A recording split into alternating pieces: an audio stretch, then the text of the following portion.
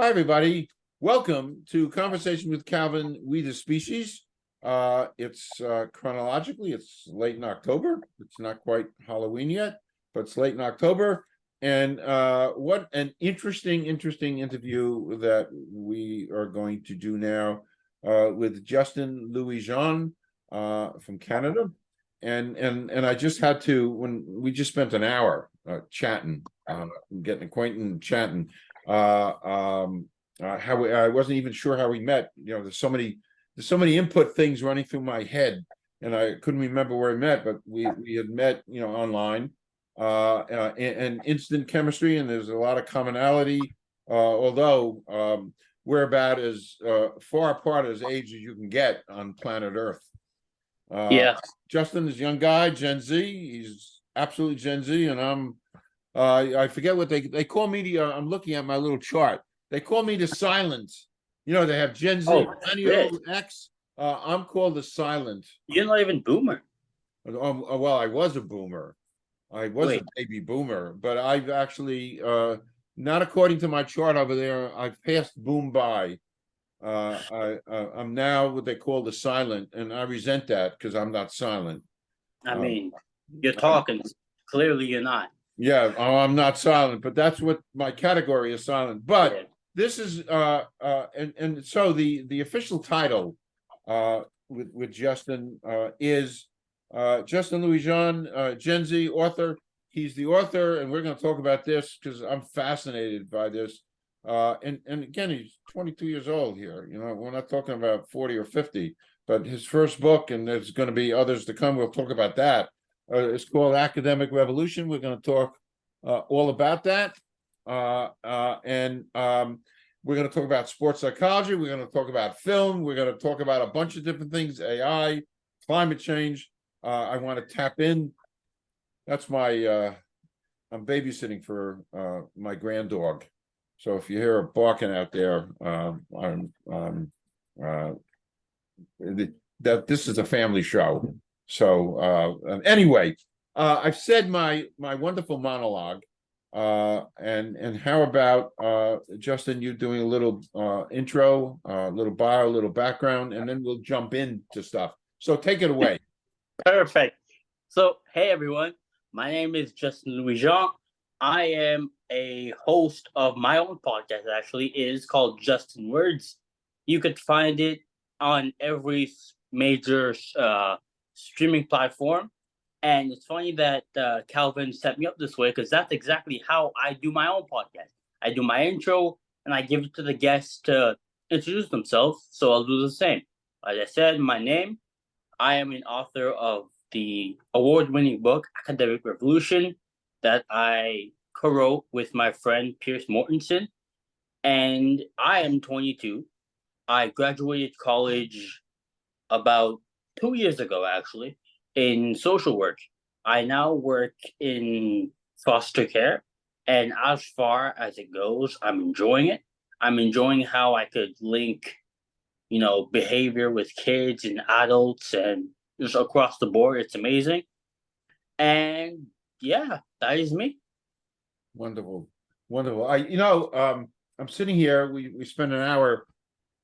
We spent an hour before just kind of getting acquainted, and which is so important to the flow of the interview. And I meant to tell you, and I didn't, but I'm going to tell you now. I had a hard time processing that you're 22 years old, and then I'm more than a half century older than you. You know, it's my poor head. How am I? You know, it's a half century and then some. But you and again, I'm just meeting you, and we're spending time together. But Justin, you transcend, and it's a compliment, you know. And I'm pretty good at that. I spend my life interviewing people, but you transcend the age thing. So what I'm saying is, your level of maturity and you're grounded in the whole package. It's like wow. No, Thank you. really, I really mean that. It's wow, and I keep saying to myself, he's 22. How could that be? You know? You know what? Actually, it's funny. You're not the first person to say that, but I always get.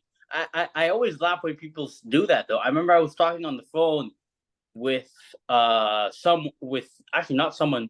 I think she's a manager at a publishing company called Groove Publishing, because I'm gonna go to New York actually for a book seminar about my book, Academic Revolution.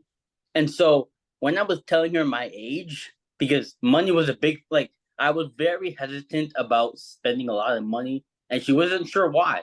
So she asked me how old I was.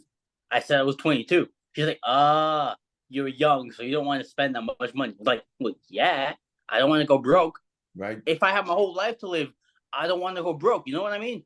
Right. So I still want to get the best bang for my buck. But again, it's kind of hard doing that because you got to cost an arm and a leg at sometimes. But anyway, so I don't know how to look at it though, because I have all this. I'm 22, but again, I'm not doing this because I have to. I love doing it. I enjoy writing. I enjoy talking to people. I enjoy meeting people. People who know me know that of me. Enjoy talking, enjoy meeting people. And so everything just came to me like I wanted to do book writing. I wrote books. I wrote a book, published a book. I wanted to do a podcast. I started thinking about doing blogs at first. But then I figured there's no point in that because I'm gonna write a book. I'm gonna write multiple books. And so I said, okay, let me just do a podcast. I started it, and then the name came along. It's a play on my own name. Yeah. And so yeah, that's how the podcast was born. And I just do that day to day and with my work, and now that's what I have. Great.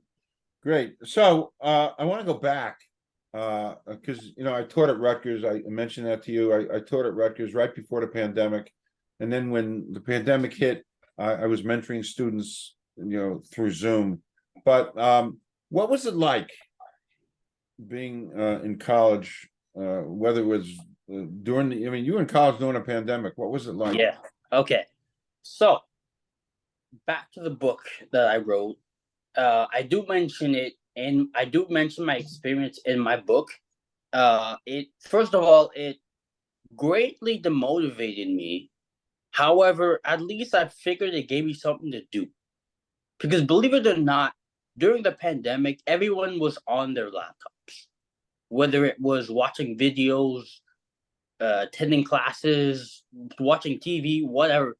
No one was outside. Everyone was doing something on the internet. Matter of fact, I even had this quote I had that I wanted to put on my graduation picture in 12th grade. It was to everyone who said we did not need the internet. I asked them what were they doing during the COVID-19 pandemic. You get the point. They were on the Yes, internet. correct. So, right? So, but all I have to say, like, as much as it sucked, because I have to wake up, be on the internet. I could even, if I wanted to close my computer to do something, I can go outside. Ugh, be on the computer doing what? Schoolwork or personal work, which again kind of fused badly, which I talk about in the book. And so, like I said, even though it gave me something to do during the pandemic, even though I was completing a course during the pandemic, during the time while we didn't do anything. It was long. It's not the best thing I could have done, but again, prior to that, I was excited to go. I remember going to the open house in 12th grade, and I was hyped to go to college. So whether it was pandemic or not, that's where I was going. Just the pandemic kind of either the pandemic was a misfortune, and it was a wrong time thing, but I made it out. I'm good. So Wonderful. yeah. Wonderful.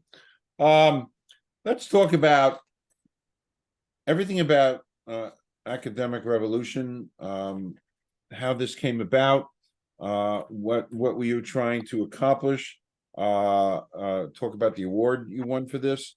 So let's talk about, just give me a picture of academic revolution.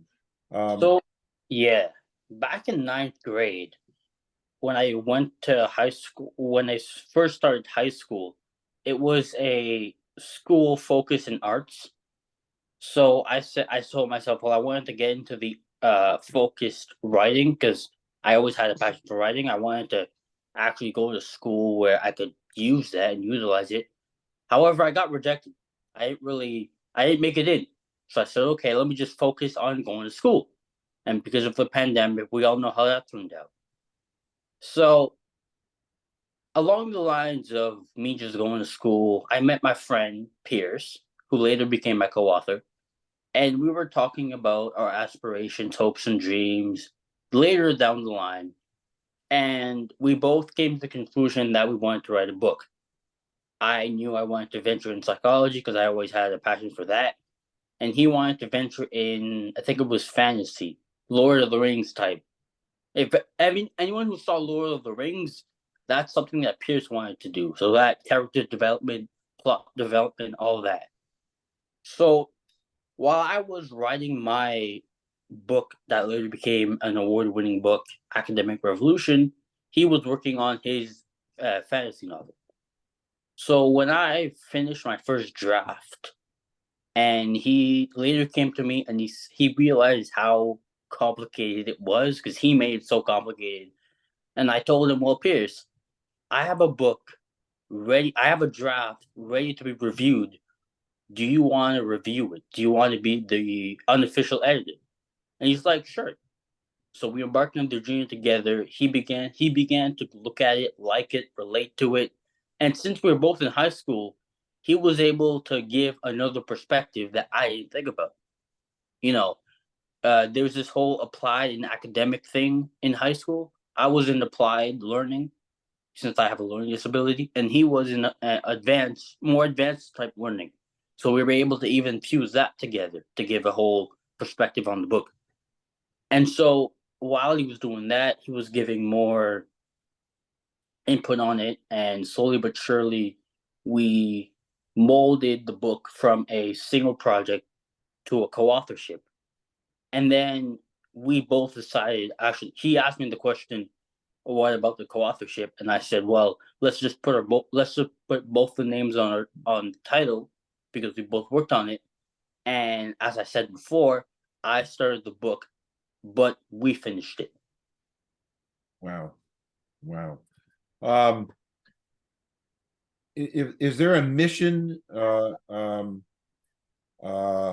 way, is there a mission to Academic Revolution, number one? Is it also, talking about, do you talk about the institution of in-person versus online learning in here? Yeah. So first of all, when it comes to the mission of the book, as the title suggests, academic revolution. So the book is about it's a constructive criticism on the education system and the psychology behind education. So while I was writing another book, actually, which we will get into later, I stumbled upon a couple videos about the school system and how it sucks and this and that. So I said, I guess it's a need in the market somehow. I just need to find which one, but apparently it's a need. So with my passion of writing, I figured let me just open a document and start writing. And so I wrote and wrote and wrote, and then I told the story of how Pierce came on it. So that was that. And so the chapters in the book were inspired by a video I saw called Six Problems with the Education System. And so that video itself gave me a lot of inspiration to write the book, along with other videos. And while I was watching that video, I saw myself relating to a lot of it. And so I decided to write about it. And the mission with the book is to improve the current education system. Because as the first chapter suggests, actually, it is industrialized. We have a lot of people going to school to come out on the other side to go into jobs as if that's a linear path, as if that's the only path that's available. Well, no, because there's a lot of people who don't do that, who don't subscribe to that idea. And who are you to say who are you to say what am I gonna do with my life? So that's one. Number two, the second chapter is lack of autonomy, which suggests that because of the goal with the old traditional education system, the students themselves have a lack of autonomy, which with what they want to do with their lives. Also, they're very heavily monitored with the classes they have to take, which follows into the next chapter, which is outdated learning, which is there's a bunch of classes that we have to take. There's a bunch of classes, however, that we need to know. There's a bunch of things, however, we need to know in order to function as human beings in society. And hell, even teachers who, let's say, teach math, they need to budget. They need to pay their taxes. They need to know how to communicate. So all these underlying things that could be taught in schools as opposed to, let's say, geography, history, things like that. There's even a class that we broke down, which was civics and career choices, how it could be good for people, for immigrants, because they come. Let's say they come. Let's say in Canada, which is where we are. They learn of how the government works. They know how money works. They know the different laws in Canada, because when immigrants come to Canada, they are often lost. They don't know where to go unless they have someone to guide them. Well, if school is meant to guide people, and that class is good, and that class could be geared towards that, wouldn't that be a great way to educate the newcomers? And that falls into the fourth chapter, and then no room for passion falls into the fourth chapter, which is, given the fact that we are forced down the path, we can't find what we like versus what we don't like, because at the end of the day, there's a grade, and you need to pass the grade in order to pass the class. If you don't like the class, you won't really apply yourself properly. And if you don't apply yourself properly, well, you're not gonna pass. And so no one wants to redo a class. In fact, I remember in the book I explained how I didn't like math, but I had to push through because I did not want to retake the class, because that would be even worse if I had to retake it, right? So it was a drag, it was long, but finally I made it out alive. And so for 12th grade, I didn't take no math, no science. I just focused on what I enjoyed doing, which was psychology and human development, which I took in 12th grade. Wow. And Wow. a big thing also in schools is it comes from the psychologist Howard Gardner, which is the 9 types of intelligences. So we focus on that in the 5th chapter, along with the 3 ways that people learn. Either auditory, either by doing, either by listening to someone talk. And so we talk about how schools kind of disregard that, because they obviously have a bigger agenda, which is pushing the masses into having jobs and all that. And then the 6th chapter, which is lecturing. Well, I think lecturing kind of goes simple. You have one teacher, let's say 25 to 30 students, and you just tell them to shut up, sit down, and they can't talk much. And that doesn't really hinder their ability to talk and network. And so they probably can't really process what's being taught in the schools.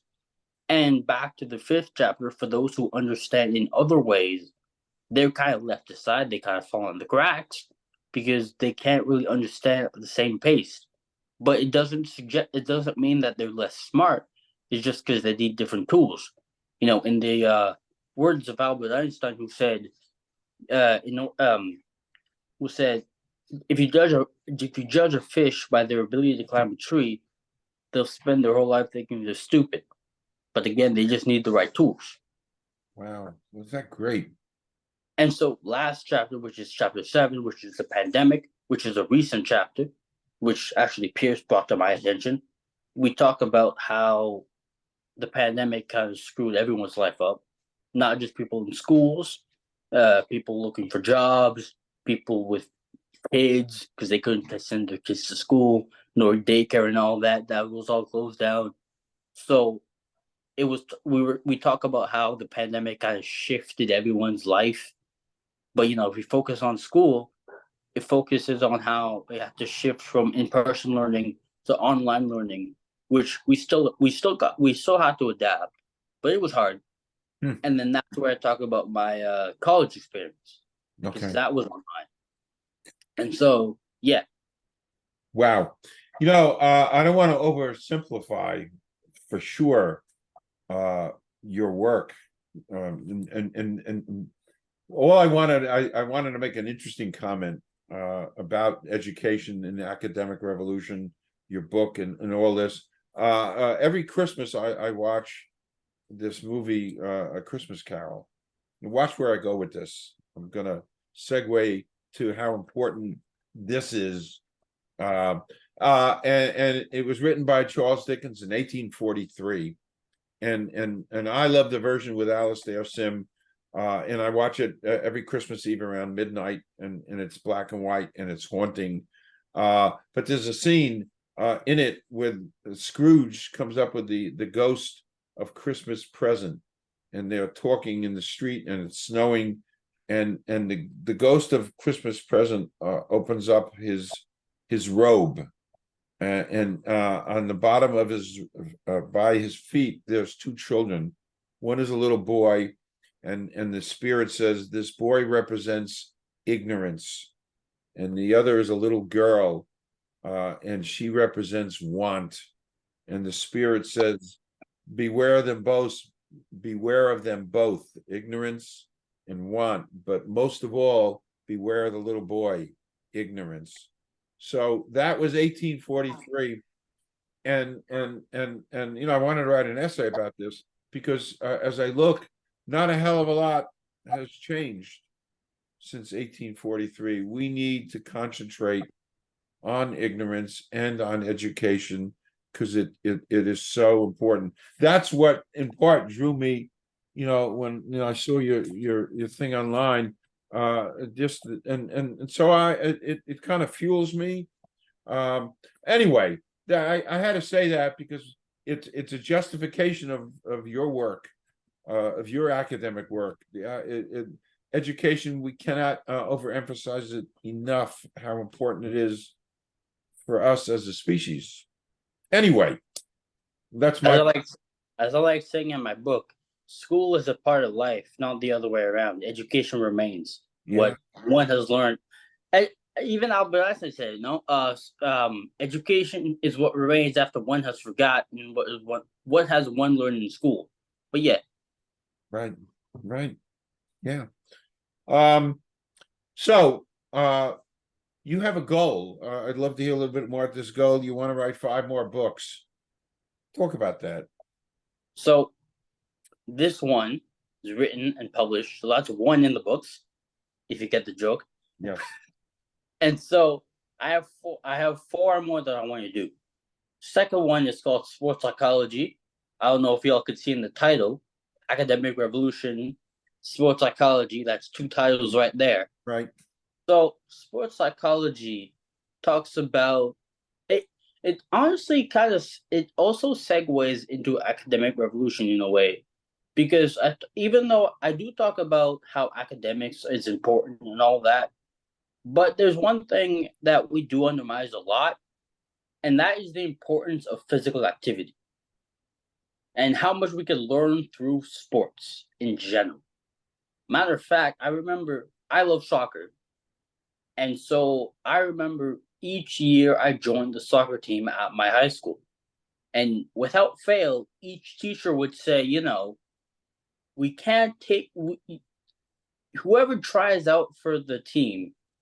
I don't care if you're the Lionel Messi or the Cristiano Ronaldo or the Mbappe or the Erling Haaland. I don't care. If you're not a team player or if you don't do well in your classes, I won't take you. And I'm thinking to myself, that's kind of unfair. Because if we're talking about a student, let's say a student who excels in school, right? It's like a student who excels in school. And generally speaking, you'll have a class that you enjoy more than others, right? So you're going to spend more time on that class because it brings you joy. Like how I mentioned in the first chapter, no room for passion. However, when it comes to sports versus school, if you lack in school, and if you're performing horribly in school, but you're performing greatly in the sport, which sure, you could say you're in the school to learn, but you want to play sports, then that's kind of unfair to them. Yeah, there's a solution of go to a sports school, But that's not the question. The question is, why is the student performing better in sports than in school? Sure, you want to say, oh, can you be as disciplined in sports than in your academics? Well, the answer is no, because I'm not interested in my academics. I'm interested in my sports and what I could learn from that. Therefore, what I do is I take popular sports. I have there's boxing, martial arts, golf, swimming, and tennis.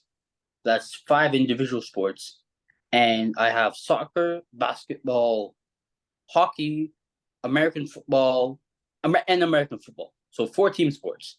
And with the 9 sports combined, I analyze the rules and gameplays and culture, and I apply it to how we live our life every day. So that is the genesis of sports psychology. Interesting. Really, really interesting. Have you started this yet? Oh yeah, I started it, and I've always, again, like, so you want to know what I did when I finished my first book? I started my second. Boom. Wow. I don't know. It took me 20 years between my books. 20 years. I wrote one No. 20 years ago and now another. Let me tell you something, Kelvin. Because again, like I said, writing is always something I do, right? I just like doing it. I can't go wrong with it, pun intended. So, I started that, and again, I had ideas flowing left, right, and center. So I just had to make a plan for it and just plan the whole thing out before actually starting to write. What I did with Academic Revolution, I didn't do that. I kind of did the opposite. I started writing it, then I actually planned it and mapped it out. With sports psychology, I actually planned it out, mapped it out, did bullet points, and then wrote the book. So I did both. But just generally speaking, though, like that is the synopsis of my second book. Okay, that's great. Wow.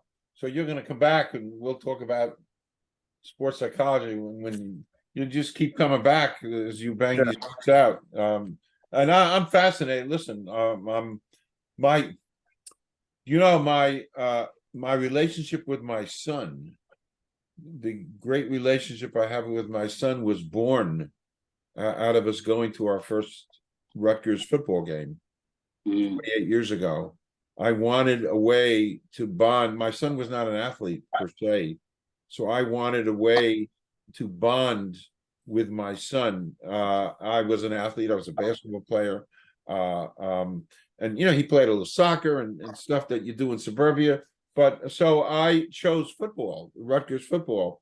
And we went to our first Rutgers football game. And you may want to throw this into your book, but it became a way of life for us because it was my first Rutgers football game 28 years ago. And he said to me, "I love this, Dad. Can we do this next year?" So the following year, because I suffer from OCD, I'm a little obsessive compulsive. So the following year, I got season tickets for everything: basketball, football, women's basketball, and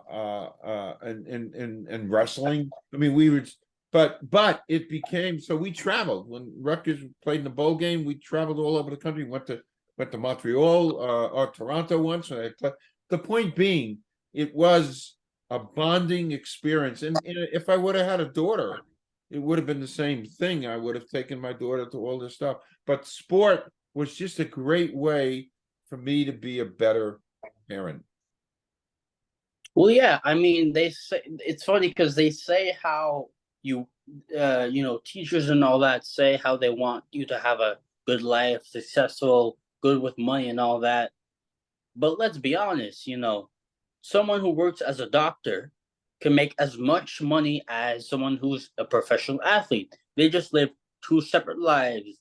And the hype behind a doctor carries much more weight than the hype of a Division 1 athlete. So it's just the hype that they want you to get. They want you to get in those like worldly recognized, fields, whereas being a Division 1 athlete doesn't really hold much weight, but a doctor, when you a,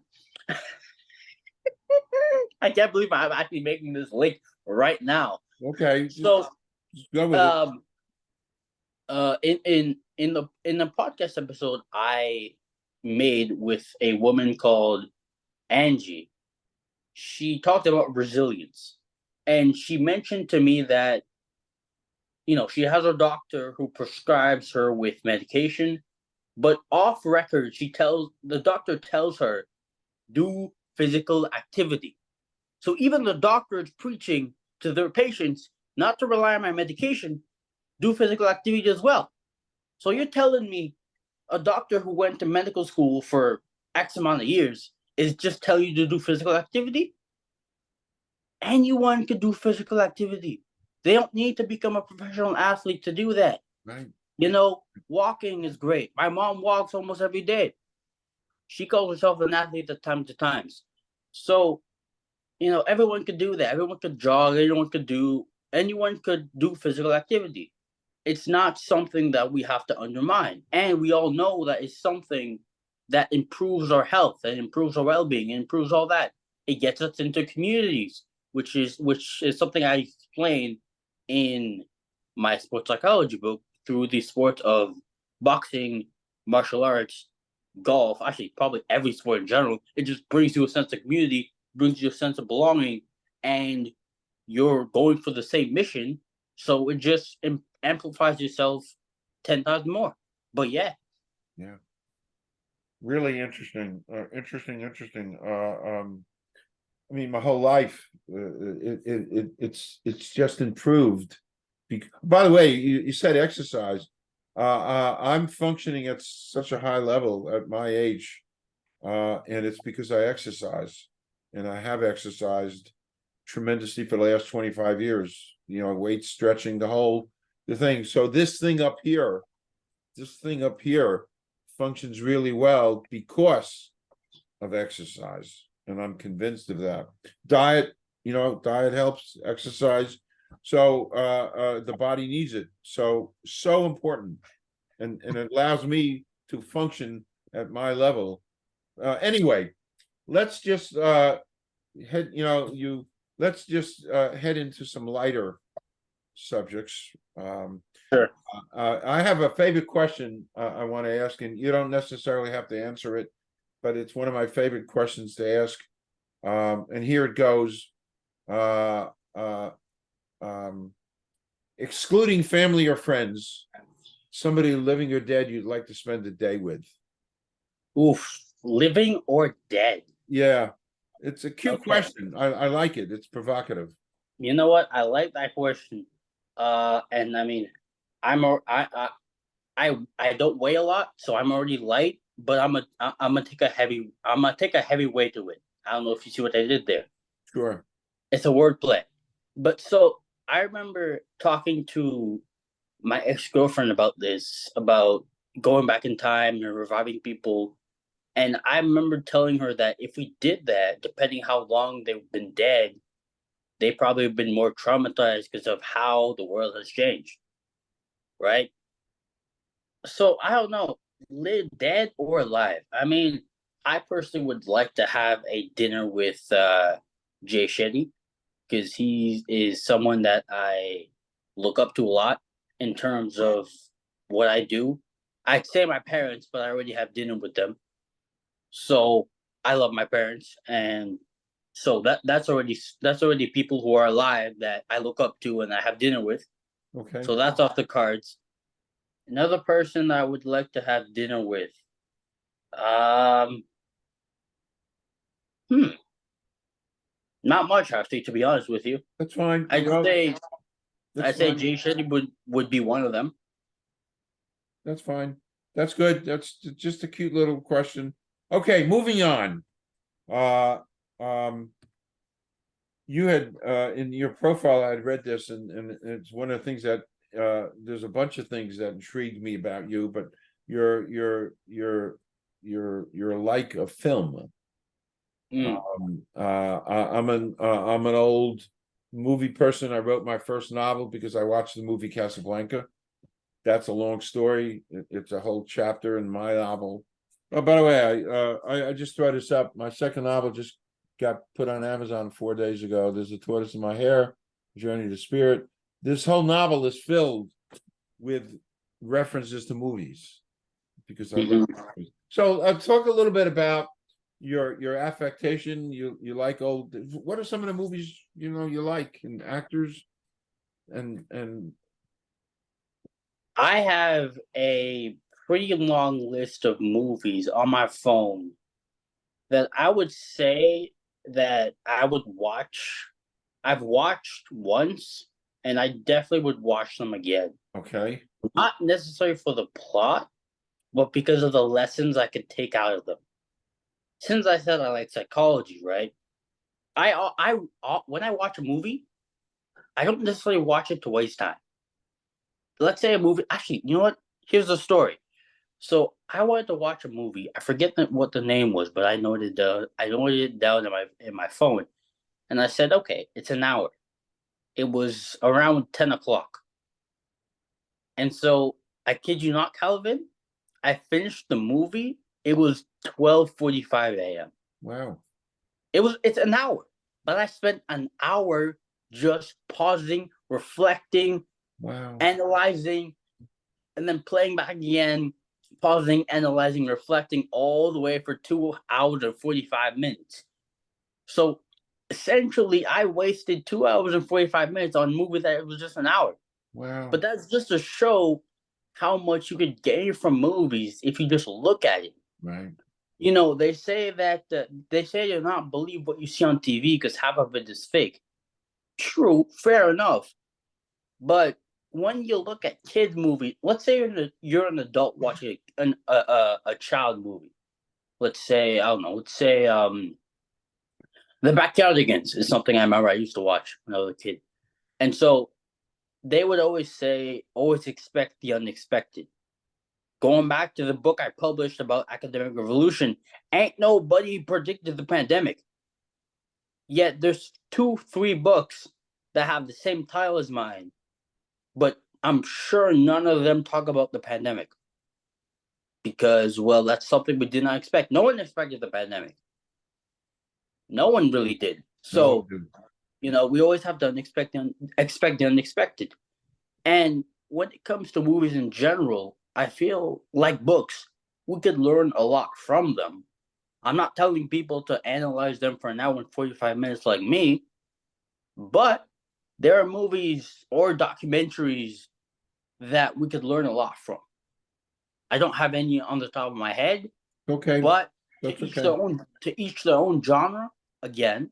But there's always some great lines that are said by characters that probably portray some things that the directors go through or thought of or scripted. So that's something that we could always look into.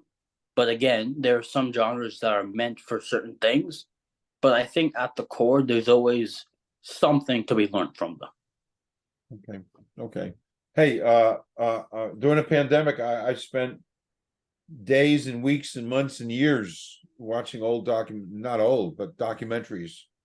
Because I watch old movies, things that I've watched again and again. I've watched Casablanca. I'm afraid to say it, but 150 times over the last 20-25 years. I just Yeah, no, that's the truth. Hey, it helped me write my first novel. I watch it, I learn from it. I marvel at the filmmaking. I marvel at the artistry of making a film. And yes, I stop it sometimes too, and I look.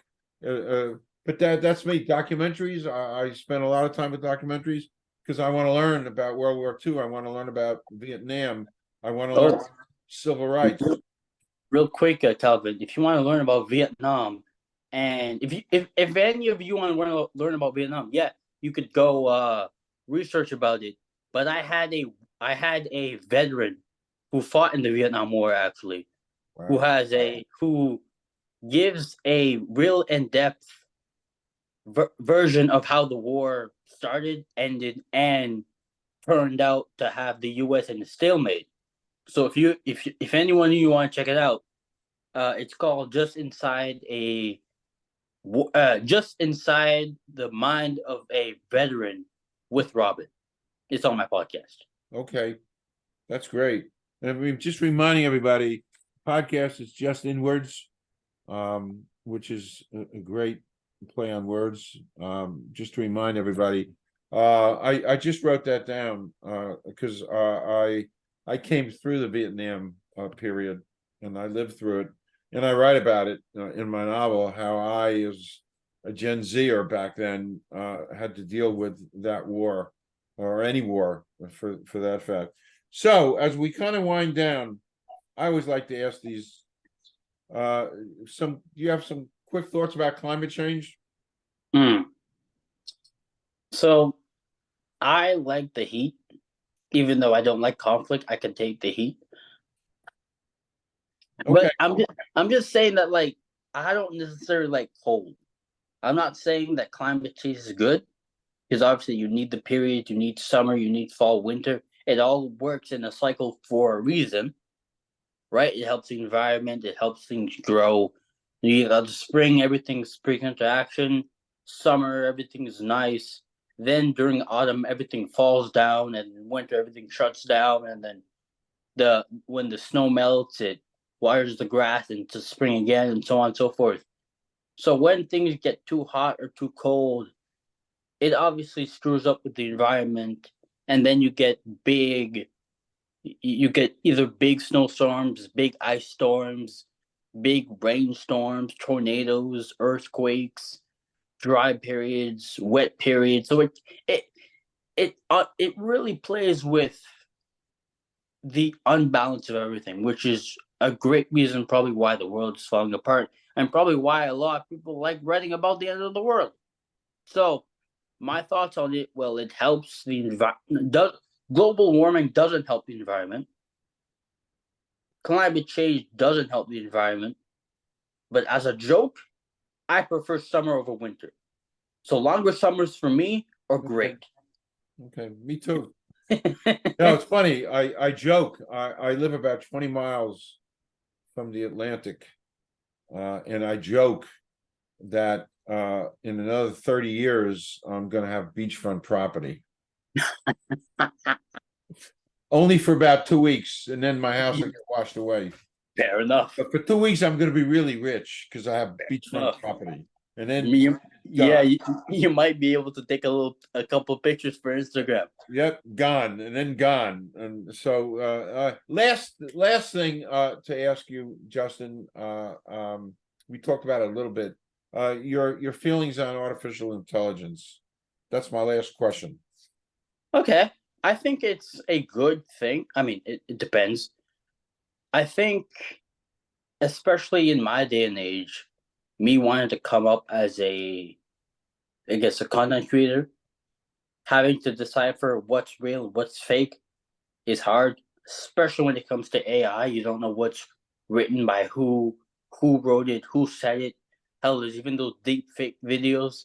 So you could take people saying whatever and thinking it's true, marketing it, and people actually buying into it as if it was true. So generally, it could lead a lot of people astray. It could lead a lot of people to confusion.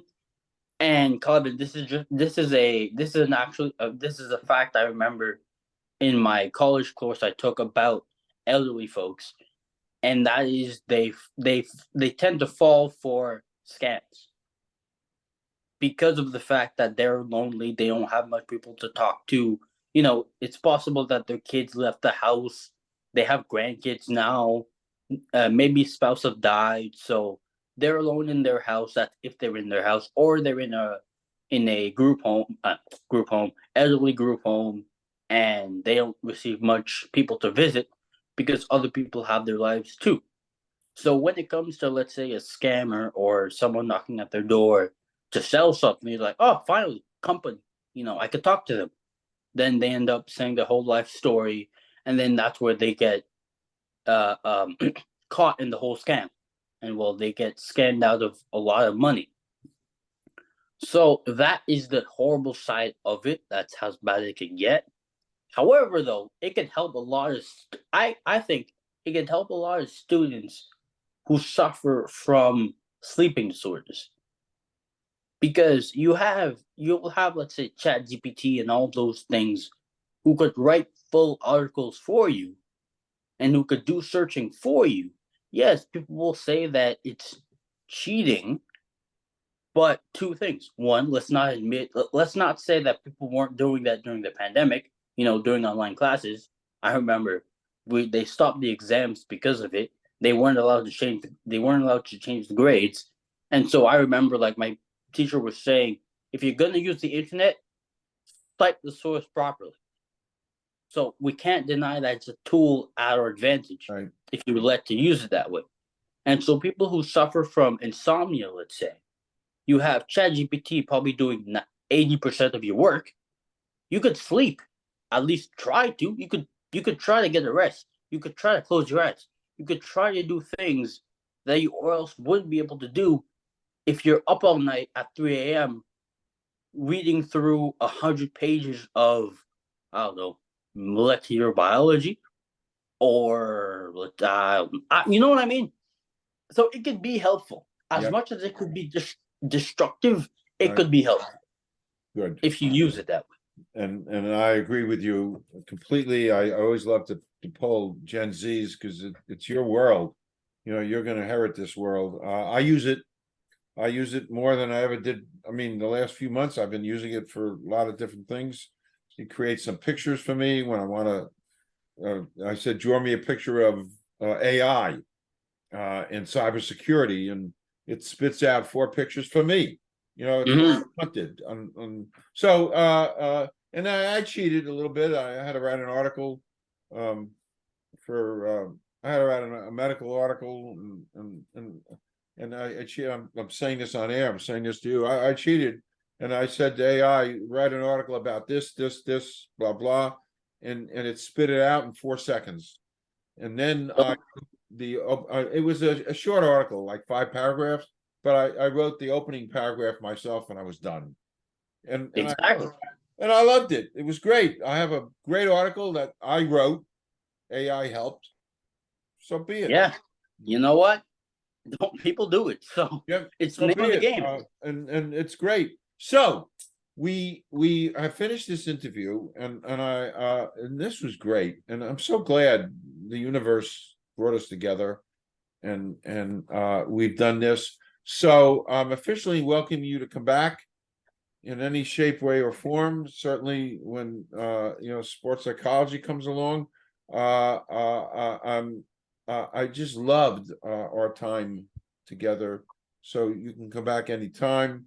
I thank you so much, Justin. And I still can't believe you're 22.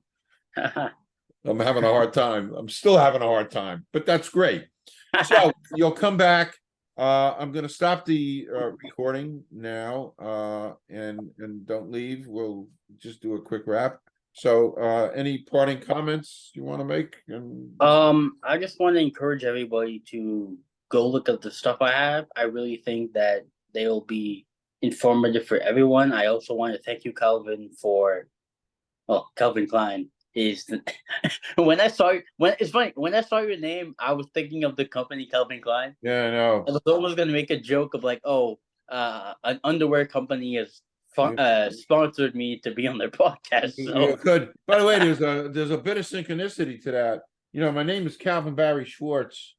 wow. And Calvin Klein's partner was named Barry Schwartz. The guy who gave Calvin Klein the money to start his business 50 years ago was a guy named Barry Schwartz. So I'm Calvin Barry Schwartz. I don't know what that means. So you own the company? No, I don't. No, I don't. I get nothing from it. I can't even sue for copyright. It is what it is. Hey, it is what it is. I guess so. Yes. But so man. Thank you, Justin. I'm going to stop recording. Don't leave. This has really been great. Thank you.